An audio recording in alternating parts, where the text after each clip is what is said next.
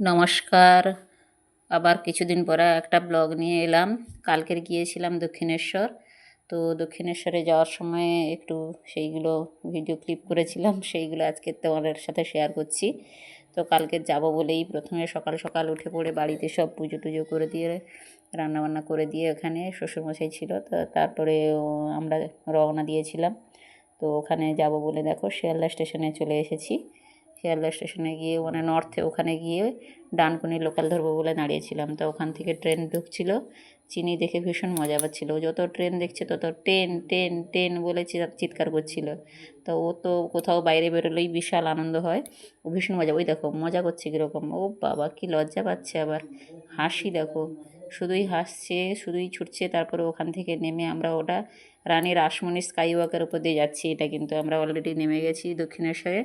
নেমে গিয়ে আমরা রানী রাসমণি স্কাই ওয়াকটা যে আছে ওইটা তো মোট মানে ফটো সেশনের জায়গা। ওইখানে সবাই যতজন যায় সবাই ওইখানে ফটো তোলে, আমরাও কিছু ফটো তুলেছি ওখানে। তারপরে দাঁড়িয়েছিলাম, দেখো প্রচুর লোক যাচ্ছে, প্রচুর লোক। এমনিতে তার আগের দিন অমাবস্যা ছিল বলে প্রচুর লোক গিয়েছিল। অবশ্য রবিবার কালকের তা মানে শনিবারের থেকে নাকি একটু কম ভিড় হয়েছে সবাই বলছে, কেননা সেদিন অমাবস্যা ছিল তো। তারপর ওই স্কাই ওয়াকের উপর দিয়ে যেতে যেতে দেখতে পাচ্ছিলাম প্রচুর দোকানপাট বসে আছে, মানে থাকে ওগুলো সাধারণত। তো প্রচুর প্রসাদের দোকান ওখানে, সব মায়ের ভোগ বিতরণের জন্য দোকানগুলো সব। তারপরে ওখান থেকে গিয়ে আমরা কী করছিলাম, ওখানে যে চলমান সিঁড়ি আছে বা এসকেলেটর যেটা আছে সেইটাতে করে ওখানে নিচে নামছিলাম ওই স্কাই ওয়াক দিয়ে গিয়ে। তো ওখানে নামার সময় দেখবে চিনি ভীষণ মজা পাচ্ছে, মানে ও যত নতুন নতুন জিনিস দেখছে ওর তত ইন্টারেস্ট, ওর তত বিশাল আনন্দ মজা, ভীষণ মজা পাচ্ছিল। তো স্কাই ওয়াক দিয়ে নেমে ওখানে দেখো চলে গিয়েছি আমরা প্রায় ওখানে কাছাকাছি। তো আমি নিচ থেকে একটু দেখছিলাম যে ওরা কেমন নামছে, দেখাচ্ছে অনেকটা বেশ লম্বা সিঁড়িটা। এটা মানে ছোটো এসকালেটার না, অনেকটা উঁচু, মানে নিচ থেকে একটা ডিস্টেন্সটা অনেকটা, এর উপর নিচের ডিস্টেন্সটা। এই দেখো চিনি কী করছে দেখো, সে কিন্তু বেশ মজাই পাচ্ছে, যতবার দেখছে মজা পাচ্ছে। তারপরে আমরা ওখানে একটা দোকানে ওই তো ঠাকুরের জন্য ভোগ নিয়ে নিলাম, ডালা দেবো বলে।